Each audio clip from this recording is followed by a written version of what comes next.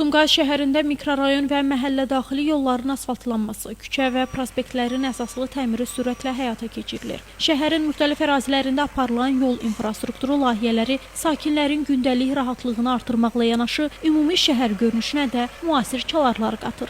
Həyat tərəfi də ediblər, asfaltlayıblar, evin arxasında. İndiyə kimi belə şərait yox idi burada.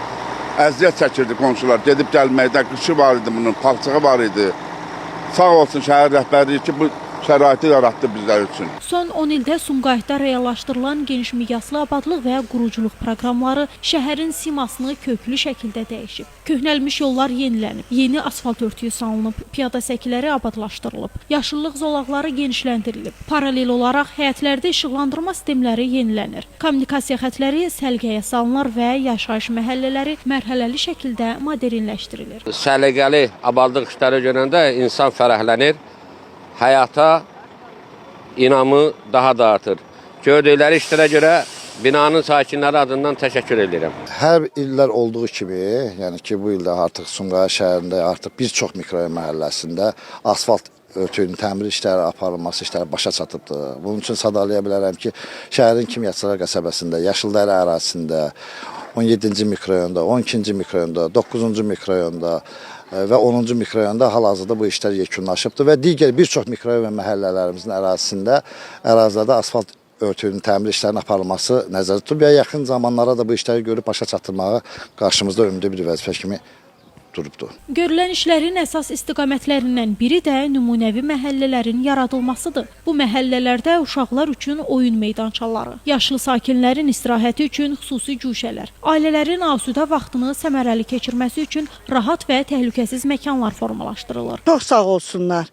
Belə bir şərait yaratdıqlarına görə Allah razı olsun. Uşaqlar gəlirlər, əylənirlər. Həyətlər abadlaşdırılır, idman qurğuları quraşdırılır. Ətraf mühitin ekoloji vəziyyətinin yaxşılaşdırılması üçün əlavə yaşıllaşdırma tədbirləri görülür. Bütün bu layihələr şəhər sakinlərinin həyat keyfiyyətinin yüksəldilməsinə xidmət edir. Biz də özümüz əvvəl podyezin ağzında otururduq.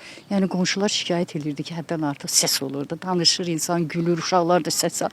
Ancaq biraz indi binadan biraz uzaqdayıq.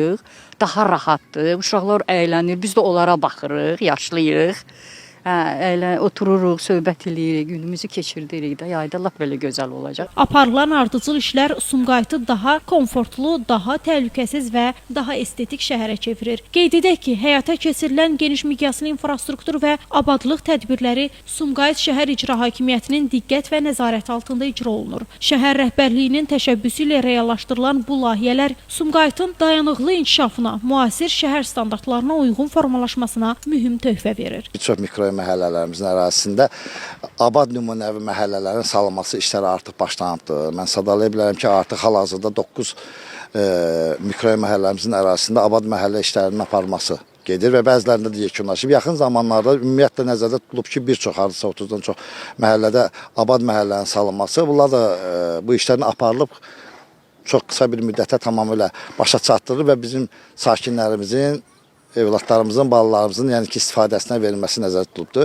İndi durduğumuz yerdə hal-hazırda da artıq o nümunəvi məhəllədən birinin ərazisindəyik. Hal-hazırda işlər gedir və yaxın gələcəkdə bu işlərin başa çatdırılması nəzərdə tutulmuşdur. Hazırda asfaltlama və məhəllə daxili abadlıq işləri davam etdirilir və qarşıdakı mərhələlərdə daha geniş ərazilərin əhatə olunması nəzərdə tutulur. Günay Hüseynova, Şəmistan Fikrətli, Elbrus İsmailov bugün informasiya proqramı üçün.